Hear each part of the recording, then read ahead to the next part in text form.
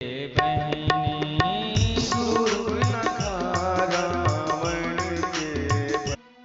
सोचने लगी कि जिसके पद चिन्ह इतने सुंदर हैं, यदि उसको मैं देख लूंगी तो वो कितना सुंदर होगा।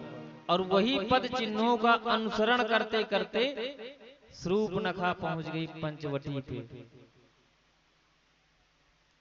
और जैसी देख रही के सामने दो सुंदर राजकुमार हैं, उनके साथ एक स्त्री है, गई और तुरंत अपना डेंटिंग पेंटिंग करवा के आई ब्यूटी पार्लर से।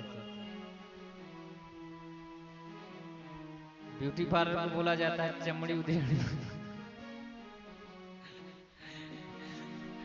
बोली भक्त अवतल भगवान की। कितना भी हो लेकिन वास्तविक चेहरे को तो कोई नहीं पा सकता है। अब माताएं मानती नहीं है तो क्या किया जाए, फालतू का पैसा फालतू का ही लगे पड़े हैं। और ऊपर से यदि नहीं भेजा जाए तो कला होगी होगी ना। शूर्पणखा ने भी वही किया, तुरंत पहुंच गई। कहां? अपने स्वरूप में आ गई, सज संवर के आगे प्रभु के पास पहुंच गई।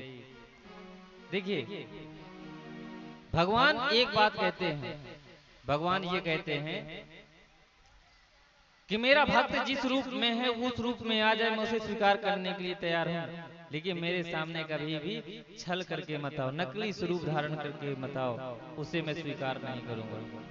उसे मैं अपने ही पद में भेजूंगा जो उसका स्थान है।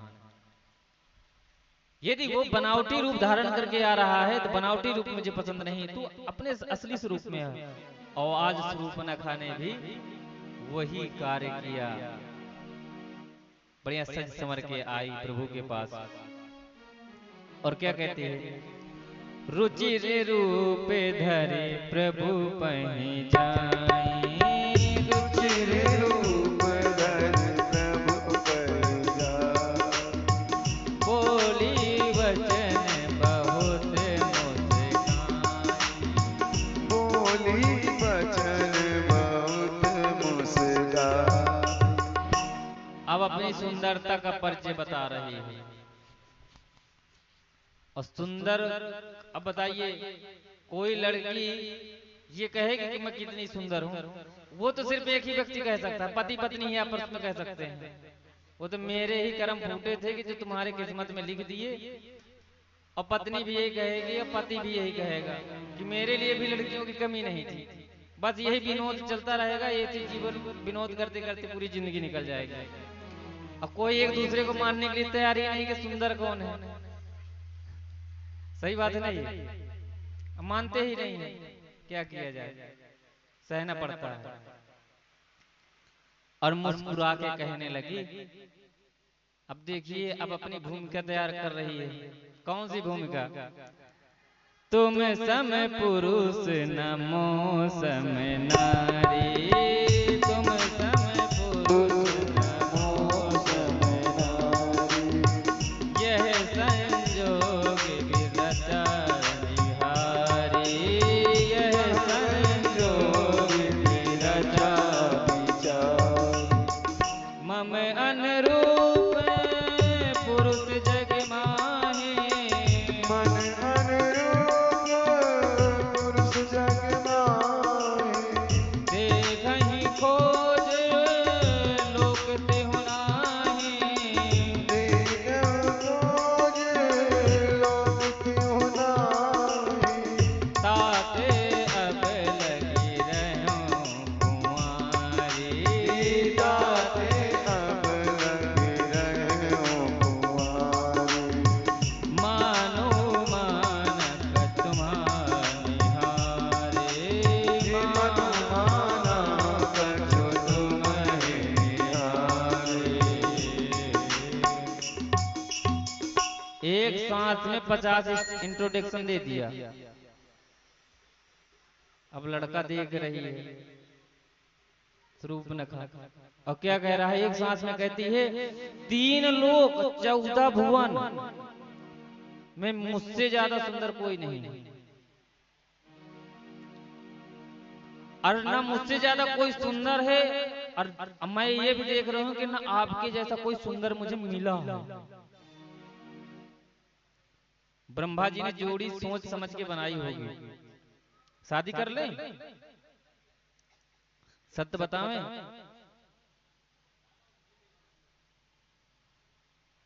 वैसे आप भी मेरे लिए परफेक्ट नहीं है, 100% आप भी परफेक्ट नहीं है। देखिए जवान कितनी चला रही शूर्पणखा कि आप भी परफेक्ट नहीं है।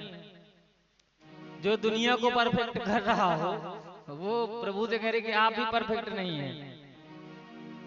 लेकिन मेरा दिल आप पे आ गया है तो थोड़ी रहम कर रही हूँ, विचार करिए।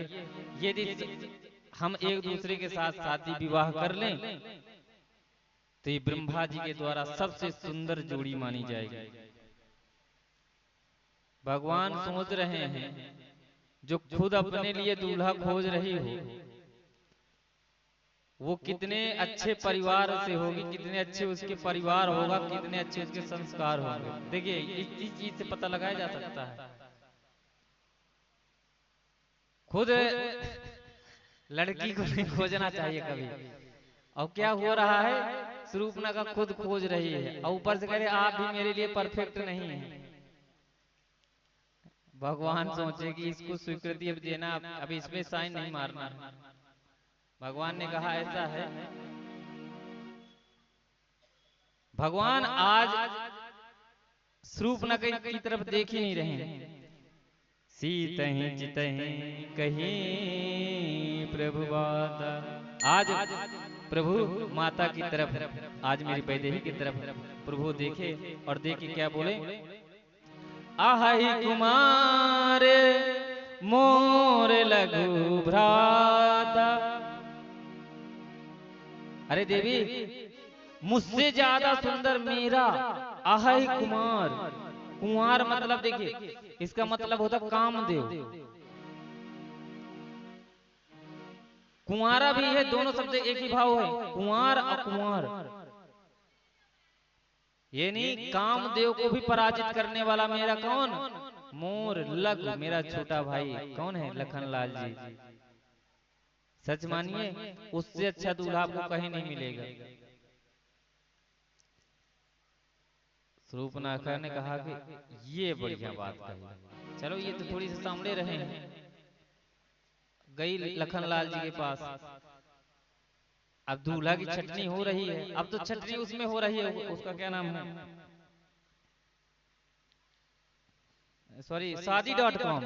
अब तो वहां पर हो रही छटनी डायरेक्ट मोबाइल एप्लीकेशन से।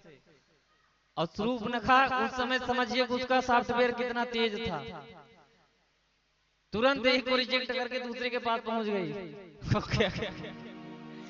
क्या कह रही है, अरे क्या सुंदर है,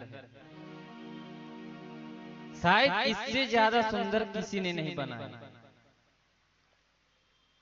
अरे आप छोटे हैं, अरे आप भैया तो छोटे हैं, बोले हाँ। चलिए हम दोनों एक दूसरे के साथ विवाह कर लेते हैं। लक्ष्मण जी ने कहा देवी मैं आपके साथ विवाह नहीं कर सकता क्योंकि मैं भैया का दास हूं।